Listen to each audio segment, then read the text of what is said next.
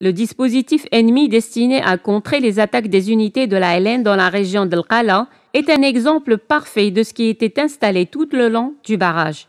Il démontre que la vigilance était permanente. Lisons ce qu'écrit le capitaine Philippe Fouquet-Lapart, longtemps en charge de la surveillance et de la protection du barrage dans la région de Soukharas El Qala.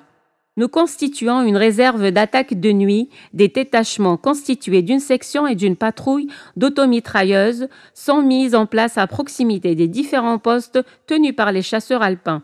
De jour, des reconnaissances de compagnie ont lieu périodiquement. Elles ont pour but d'interdire toute installation de la LN. Les concentrations de la LN destinées à détruire des portions du barrage pour permettre le passage vers l'Algérie sont surtout contrées par des forces terrestres où l'élément blindé domine. Les chars AMX-13 et les automitrailleuses rapides et silencieuses sont les pièces maîtresses de dispositif. La concentration de l'implantation des forces ennemies sur une petite portion du barrage, à la hauteur de la ville de Soukharas, donne un aperçu quant à la densité et à la profondeur du dispositif. Pas moins de 13 implantations de la sortie est de Soukharas à la petite ville de Taoura, Gambetta. De Gaulle, la recherche de la victoire militaire. Le 13 mai 1958 date du coup d'État perpétré par le lobby ultra qui fera revenir Charles de Gaulle au pouvoir et d'abord la victoire des tenants du droit de suite et de la guerre à outrance pour l'annihilation des forces armées algériennes. De Gaulle, crédité de courage politique et d'un sens aigu des intérêts de la France, saurait, pensent les maîtres d'œuvre du complot, revigorer le front intérieur et redresser la situation militaire. Les manifestations de mai 1958 appelées fraternisation sont conçues dans les salons du château de la Trappe, à une quinzaine de kilomètres d'Alger. Les colonels Argout et Lacheroy en sont les architectes, Alain de Sérigny, le propagandiste lyrique Bourgeot, Blacher, Chiafno et Abo, les financiers. Les harkis, défroqués par la circonstance, les figurants consentants et l'Algérie française, la bénéficiaire politique. Le général de Gaulle ne peut admettre qu'en 2 petites décennies, les armées françaises soient défaites à 3 reprises. Ajouté à la débandade de 1940 et à la raclée de 1954 en Indochine, la honte d'un Waterloo algérien lui est insupportable en termes de prestige. Défaire par les armes la rébellion est un objectif qui s'inscrit dans sa vision de la grandeur de son pays. Exorciser la défaite de Dien Bien Phu par une victoire militaire en Algérie est pour lui un impératif moral autant que politique. Pour vaincre la LN, Charles de Gaulle a besoin d'un chef militaire moins routinier, plus désinhibé, en mesure de passer outre toutes les certitudes et toutes les habitudes réalistes et audacieux à la fois. Un chef qui saura faire ce que ses prédécesseurs n'ont jamais osé, aller sur le terrain à la recherche patiente des formations de l'ALN, puis mettre le paquet et les détruire. Il jette son dévolu sur un général d'aviation, Chasles. L'homme choisi engage l'armée française dans l'offensive à outrance. Avant d'agir, Chasles reforme d'abord ses réserves générales par la réarticulation des 10e, 25e d'épée et de la 11e division d'infanterie et par l'incorporation de nombreux éléments harkis. Il renforce les défenses du premier barrage, lance la construction d'une seconde ligne qui portera son nom. La ligne Maurice, construite à partir de juin 1957, va de la mer Méditerranée jusqu'au sud de Négrine. Elle déroule ses fortifications parallèlement à la route Annaba-Tébessa, à l'est de cette route. Elle forme à la hauteur de Tébessa une sorte de verrue pour prendre dans une sorte de nasse les monts des Memcha. À partir de 1959, elle sera donc renforcée par cette seconde ligne dont le généralissime attend tout. Cette ligne commence immédiatement à l'ouest de la ville de La Cale. Elle se rapproche davantage de la frontière avec la Tunisie. Elle rejoint la ligne Maurice à la hauteur de Soukharas, se confond avec cette dernière, s'en éloigne juste en face de l'agglomération de Taoura, Gambetta, descend jusqu'à Tébessa et soude ses barbelés et ses glacis dans ceux de la verrue Nmemcha. Les 2 ouvrages, quand ils s'éloignent l'un de l'autre, créent 2 interlignes. Le premier, y compris les territoires compris entre les barrages et la frontière Est, et le terrain d'action de la zone 1 de la base de l'Est, que j'évoque dans cet ouvrage. Le second interligne et les espaces compris entre ce dernier et la frontière tunisienne et la zone d'action du 3e bataillon de la base de l'Est et des zones 5 et 6 de la Wilaya 1. Le dispositif français très puissant qui traverse le cœur même de la base de l'Est n'a pas empêché les hommes de cette dernière de mener leurs opérations de guerre. Dans ces lignes qui traversent le cœur de la base de l'Est, il affecte l'essentiel de ses troupes, composées de 5 régiments étrangers d'infanterie, 1er, 2e, 3e, 4e et 5e REI, 2 régiments étrangers de parachutistes, REP, 6 000 hommes répartis dans le 2e régiment et dans 3 régiments d'infanterie de marine, 1er, 2e et 3e RPIMA.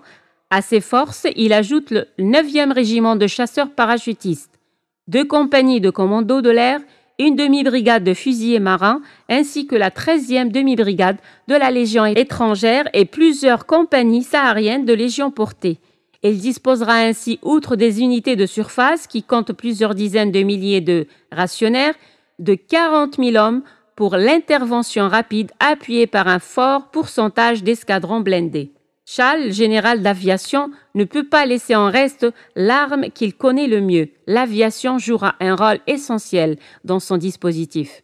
L'armée de l'air française a été mise très fortement à contribution en exploitant toutes ses possibilités pour rendre le franchissement du barrage périlleux. La reconnaissance aérienne pour vérifier l'état physique de l'obstacle et déceler d'éventuelles traces de franchissement et l'appui-feu. Elle a aligné de nombreuses escadrilles d'avions légers d'appui, équipés des redoutables T-6 ou T-28, des hélicoptères pirates, des Mistral F-47, Thunderbolt et AD-4 Skyriders. Grâce à ces moyens particuliers, l'armée de l'air française a étendu ses missions au-delà de l'espace aérien algérien, le plus loin possible pour empêcher le ravitaillement de l'ALN par voie maritime ou aérienne. Les B-26 interviennent en mission Luciole d'éclairage du champ de bataille ou en mission de bombardement. Le commandement militaire est réorganisé par corps d'armes, zones et secteurs. Cette configuration demeure à peu près inchangée jusqu'au cessez-le-feu du 19 mars 1962.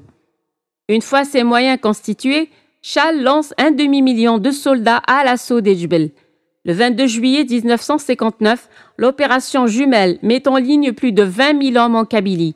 Elle est la première d'une série d'autres opérations offensives désignées par des appellations précieuses. Elle passe au peigne fin tous les massifs montagneux de l'Algérie. La Kabylie, le Harsénis, les monts de Saïda et de Frenda, le Zakkar, l'Atlas blidéen, le Hodna, les hauteurs de Djidjelwa, la presqu'île de Kolo, le massif de l'Eddour et l'Aurès. Avec Chal aux commandes, l'année 1959 est l'année des nouveaux espoirs pour les stratégies politico-militaires françaises. Les réserves générales de Chal, où les troupes d'intervention rapide jouent un rôle essentiel, engrangent des succès certains. Des figures emblématiques de la résistance tombent le 28 mars. Amiroche et El Houess, les chefs prestigieux des wilayas 3 et 4, sont tués dans un combat qui les oppose aux parachutistes du colonel Ducasse. Ali Hembli, qui tient une importante position à cheval sur la frontière algéro-tunisienne, se rallie le 21 mars avec 156 hommes. L'ALN connaît beaucoup de pertes sur les barrages fortifiés, y compris celui construit sur la frontière ouest. Le général de Gaulle, encouragé, déclare le 16 avril de la même année « J'estime qu'il peut y avoir une solution militaire à l'affaire algérienne, parce que les barrages aux frontières remplissent leur rôle et qu'il est possible de se débarrasser assez rapidement de l'adversaire. » Les généraux Crépin, mars 1960 à 1961, Gambier, février à juin 1962 et Eilré, de juin 1961 à mars 1962, poursuivent la stratégie initiée par Chal. L'action de l'état-major général de l'ALN. Houari Boumedienne, une fois aux commandes, reprend en main résolument sur les 2 frontières l'opération Nivellement, laissée inachevée par Mohamedi Saïd. Il crée des bataillons qui répondent à des tableaux cohérents de dotation et d'équipement. Chaque bataillon réunit près de 600 hommes, entraînés et formés, répartis en 3 compagnies d'infanterie, une compagnie lourde d'appui, une de commandement et de service. Cette restructuration est concrétisée à partir des effectifs des 6 zones existantes et de ceux venus des wilayas de l'intérieur, présents dans les camps disséminés le long de la frontière. Chaque bataillon est affecté à un secteur géographique bien délimité. Les territoires algériens, jouxtant la Tunisie, les 6 petites zones existantes sont érigées en 2 grandes zones opérationnelles distinctes, la zone nord et la zone sud. En moins de 2 ans, l'ALN à l'Est compte plus de 25 bataillons et 7 compagnies lourdes zonales, ainsi que de nombreuses bases logistiques de soutien. La manœuvre ponctuelle combinée de 3 bataillons, d'une CLZ et d'une base logistique réunit un volume de forces interarmes très peu différent d'un régiment français des années 50.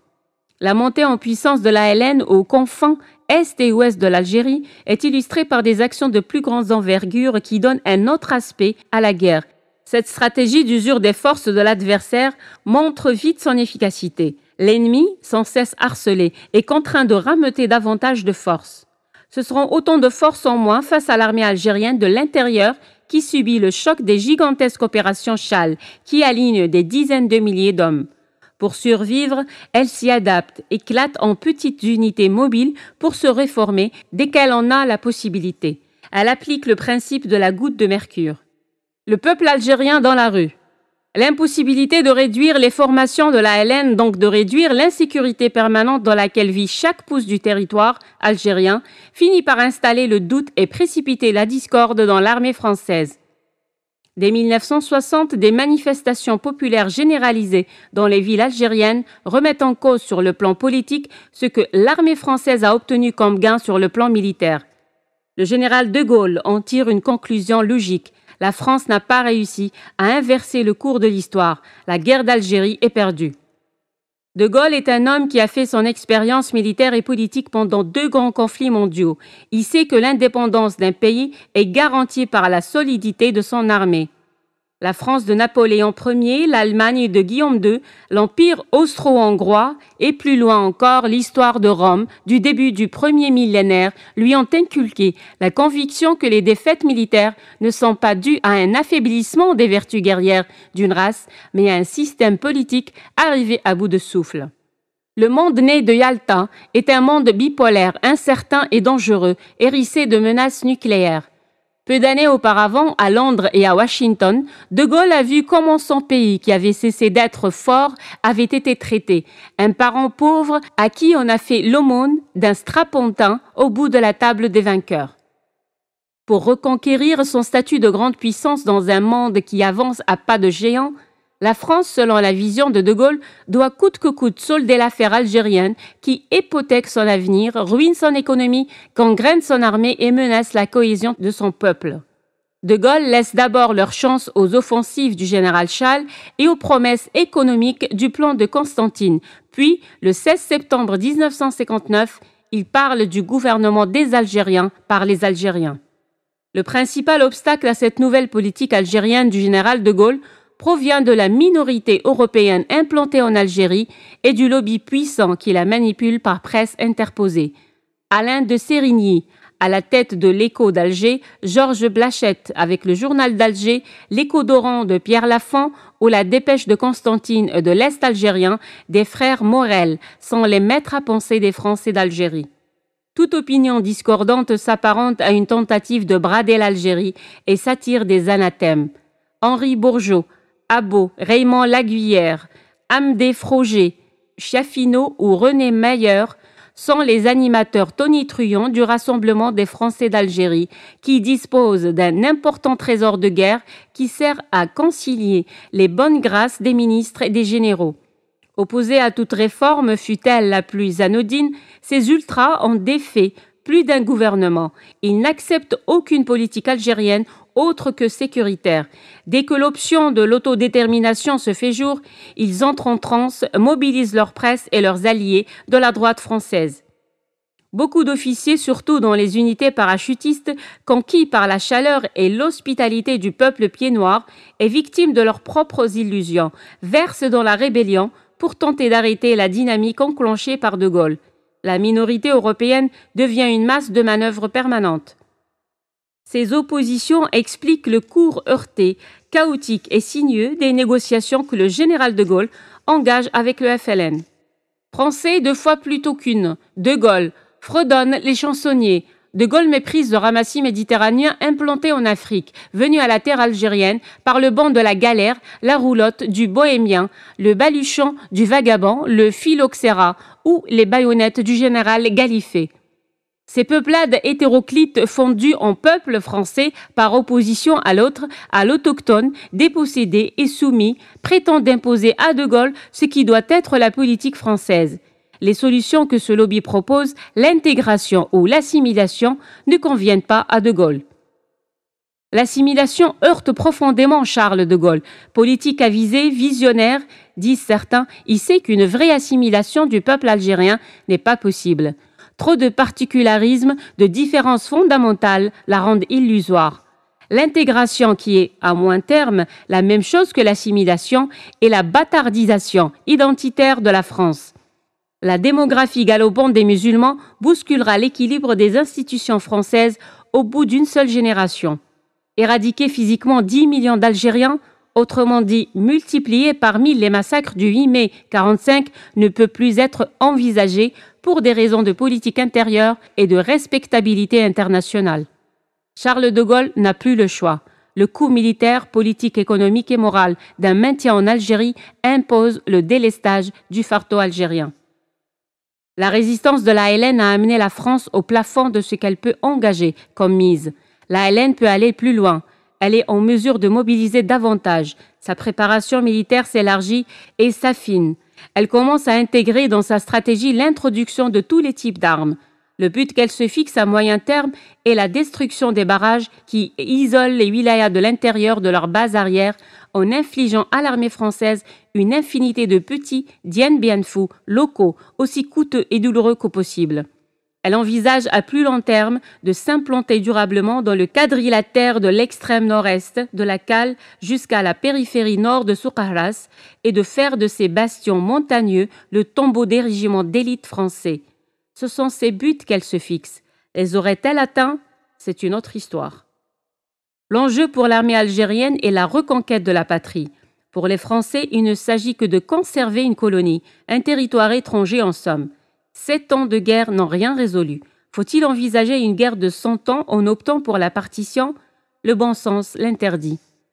À partir de 1961, après les grandes manifestations des masses algériennes, De Gaulle n'a plus de politique alternative. La cassure entre les utopies du lobby ultra-algérois et le réalisme de Gaulle provoque, en 1961, une tentative de coup d'État menée par Maurice Challe et un carteran de généraux.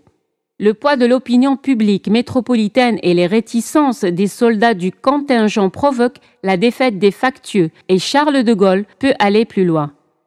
Le constat de l'impasse dans laquelle se trouve le gouvernement français fait par le GPRA amène ce dernier à accepter d'aller aux négociations. Il sait que ceux qui l'attendent de l'autre côté de la table sont devenus enfin réalistes. Comme je l'ai écrit plus haut, nous suivons au maquis, mais sans nous passionner outre mesure, les étapes de la maturation du réalisme du général de Gaulle. Nous nous disons que c'est grâce à la pugnacité et au sacrifice de la LN que les choses évoluent ainsi. Je continue à penser que c'est l'ombre de la LN présente comme la statue du commandeur dans la salle des négociations qui a encouragé nos plénipotentiaires à ne rien céder sur l'essentiel. Le 5 septembre 1959, lorsque De Gaulle prétend nous faire remiser les couteaux au vestiaire, c'est-à-dire accepter un cessez-le-feu avant d'aller discuter, le 30 mars 1961, lorsque Jox annonce que la France négociera aussi avec le MNA, en juillet 1961, lorsque la vocation algérienne du Sahara est remise en cause, ou bien quand les négociateurs français prétendent octroyer à la minorité européenne des privilèges et un statut léonin. Dire que De Gaulle rend l'Algérie aux Algériens par générosité, c'est ne tenir aucunement compte des réalités intérieures françaises que nous venons de voir et de la volonté de l'ALN, en parfaite symbiose avec le peuple algérien, de continuer le combat quoi qu'il en coûte. Ceux qui accréditent la thèse d'une indépendance offerte ignorent tout de la stratégie du FLN et des sacrifices des Algériens, ainsi que des potentialités de l'Algérie. Chapitre 10. La bataille de Souqahras, un tournant de la guerre. Témoignage de Mohamed Maarfia. Mohamed Maarfia, qui a préfacé ses mémoires et qui m'a assisté lors de leur rédaction, a rejoint la révolution dès les débuts de son déclenchement. Il a combattu très jeune et a fait partie des premiers groupes de la zone de Souqahras, laquelle comprenait les régions frontalières du nord-est du pays qui devinrent plus tard, sur décision du CCE, la base de l'Est, dirigée par le colonel Amara Laskri, dit Bouglez. Mohamed Maarfia fera partie du commando Slimane Lasseux et de l'unité d'élite de Sibti Boumaraf. Il continuera à